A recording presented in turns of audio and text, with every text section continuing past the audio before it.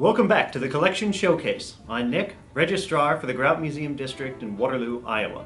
With the 2020 election upon us, I thought I'd bring out one of my favorite pieces in the collection. I think you'll see why in a bit. Now, if you're an Iowan over 50 years old, you've probably used an automatic voting machine, and nothing in this video will be new to you.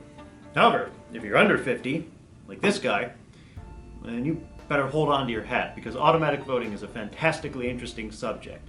In fact, by the end of this video, you might wonder why we don't vote like this anymore. And we'll cover that before the end.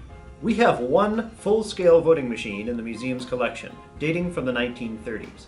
It's currently on exhibit in Remember the Ladies, The Path to Suffrage, our commemoration of the centennial of the 19th Amendment. And you can see it here at the museum until September 24th, 2021.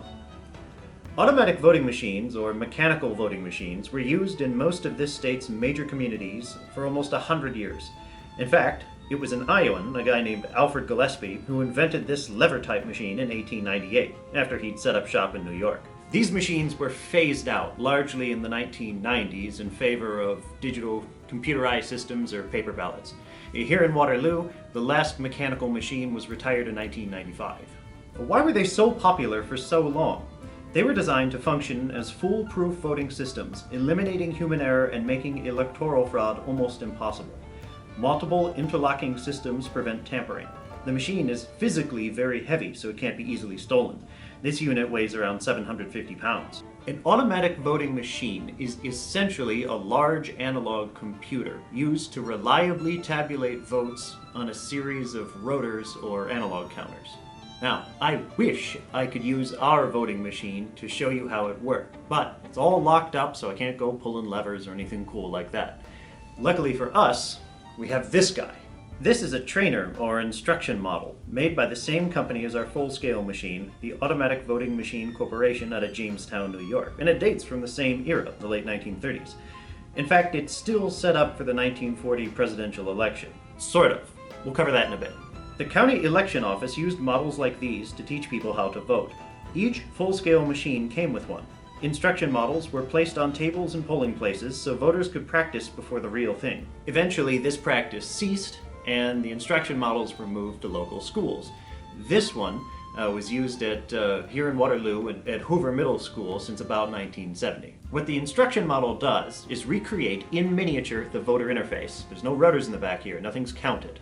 So, let's dive in and learn to vote in the way of generations of Iowans, from the days of Taft all the way to Clinton. Now here to show us how it's actually done is a fellow old enough to have done it for real. Black Hawk County Auditor and Commissioner of Elections, Grant Veeder. Thanks, Nick. I'll just walk through the whole process of voting on an automatic voting machine using this model. So, once you get into the voting machine, there's a big lever that you showed earlier on the machine upstairs, and this is the representation of that lever. When you move that lever to the side, you close the curtain to the machine and put the machine in voting order. Now, there are a couple of different types of votes on this machine. On this top row here, they have a number of public measures, and this is also in Iowa where you vote for judges, because these are yes or no levers, and you can vote yes on a measure or a judge, but then you can't vote no. If you decided you wanted to vote no, you can push the yes lever back up and push down the no. Then you go through all of them, or as many of them as you want. You get to a question, you say, well, I can't decide whether I want to say yes or no on that question or that judge. I'm just going to leave that and go on to the next one. You don't have to vote all of the offices or all the measures on the ballot. Even if you only vote for one, that will allow you to close the machine and cast your vote. So then we'll look at the offices down here. And these are offices, if you can see the names on them, they're actually elected officials from the state of Pennsylvania around the year 1940. I don't think they're even all in the right order. This was just used for demonstration purposes. So anyway, we start with the presidential race, and all of the candidates for one party are on one row and candidates for another on the next row, and then there would be multiple rows because they're for the presidential election, we have usually more than just Democrat and Republican candidates. So you vote for whoever you want. Well, I'll also show you, you can vote on this. At that time, you could vote a straight ticket. By pushing the straight ticket lever, it moves down all of these levers. But if you thought, I wanted all the Republicans except in the office of representative in Congress, I didn't want James Speed, I wanted William Kinney. You can push up James Speed's lever and push down William Kinney's, and then you can cast a vote for all of one party except for one candidate, or two, whatever you want to do. So when you're ready, you can look over your ballot, make sure you got the candidates that you want, and then you're ready to leave. And you're going to pull this lever back again. Also, just as I did above here, if you have one candidate voted for and you try to vote for another candidate, the machine will not let you. You will have to move that first candidate's lever, I'm sorry. So when you're all finished voting, you're ready to get out of the booth and cast your ballot. Once again, the big lever, or the little one in this case, you push back. That pushes all the little levers up in their original position, and it casts your vote on the rotors in the back of the machine, and it opens the curtain so that the precinct workers know that you're done and the machine is ready for the next voter.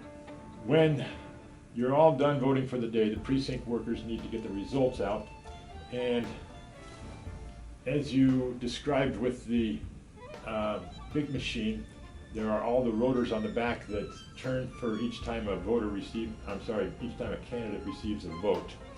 And that is all displayed on the back of the machine.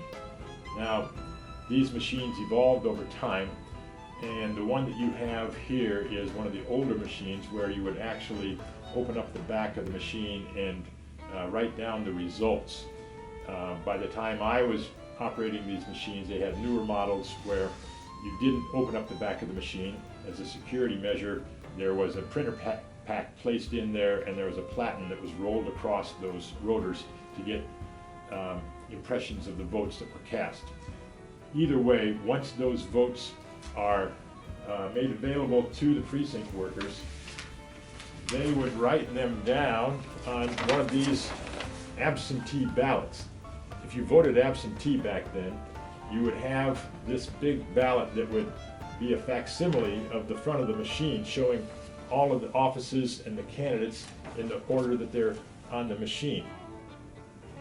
And then we would use one of those absentee ballots for each precinct to write down the totals for each candidate. And you may be able to see here that there are 3 machines for this precinct. In the larger precincts where you had lines of people waiting to vote, we had to have multiple machines in those precincts. So at the end of the day, the precinct workers would get those totals from the machine, they would write them here, they would add them up, and then they would call those results into our office. And when the precinct workers are getting these results from the back of the machine, this is a public canvas. It's the first canvas of the election, and anybody from the public can be there to show that they are taking the results down properly. The final and official canvas, or the canvas for the official results certification, is done by the Board of Supervisors a week after the election. They would get these results. First of all, they're written on the back of this tally list envelope. This is called the tally list. And those results are written on the back here. That would be our record to work with at the office until the time of the canvass. And then at that time, the tally list envelope is unsealed. This is removed, and then the results as written down when they had the first public canvass are compared to the results that we recorded on election night to make sure that they're the same, or if there are any discrepancies, they're corrected by the Board of Supervisors at the canvass. Thank you very, very much, Auditor Veeder. This ingenious, foolproof interface means that voter error is virtually impossible on a mechanical machine, and that no citizen's ballot may be thrown out or otherwise invalidated. So why did this system end? Well, for all its advantages, mechanical voting is not a flawless system. Since all votes are just numbers on rotors inside a machine, that means there's no individual voter record, which makes recounts at an individual level impossible. Anything mechanical can wear out, and sometimes rotors broke, meaning all of the votes for that candidate would disappear, right? And no one would know the machine was broken until the polls had closed. And by then it was too late. Those votes had simply disappeared. By the 90s, these machines were getting old, having been used for several decades, and the likelihood of such mistakes occurring kept increasing. In Black Hawk County, the final straw for mechanical voting came alongside the rise of absentee voting in the 1980s. The practice was for election officials to enter absentee ballots, like the one Auditor Veeder showed us, onto the mechanical machines by hand. And as absentee voting increased in popularity, this became more and more difficult for election officials to keep up. Between 1984 and 1986, the county acquired machines to count absentee ballots electronically. From there, it only made sense to homogenize the process so that all votes were cast on paper and then counted electronically. And there you have it. Thank you for joining me, and a big thank you to Black Hawk County Auditor Grant Veeder for helping us today. Watch out for the next collection showcase video on our YouTube channel and Facebook page. And as always, this is Nick Erickson, Registrar for the Grout Museum District, signing off.